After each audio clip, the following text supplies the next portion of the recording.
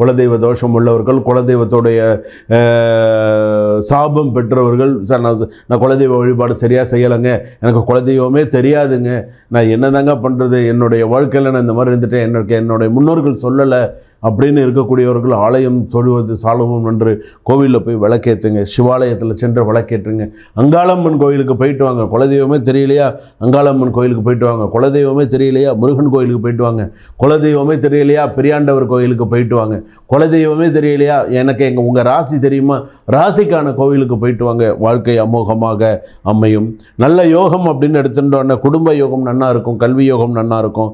அதிர்ஷ்டமான எண்கள் அப்படின்னு எடுத்துக்கும் போது 2, 11, 20 இதெல்லாம் அதிர்ஷ்டமாக இருக்கும். வெள்ளை நிறம் எப்போதுமே இருக்கும். அதே போல் பரமேஸ்வரி, பார்வதி பரமேஸ்வரின்னு சொல்கிறோம் இல்லையா, அந்த அம்பாளுடைய அனுகிரகம் உங்களுக்கு எப்போதுமே இருக்கும். திங்கக்கிழமை தோறும் திங்கக்கிழமை அல்லது புதன்கிழமை, திங்கக்கிழமை புதன்கிழமை 2 கிழமை கூட நீங்கள் எடுத்துக்கலாம், தப்பு கிடையாது.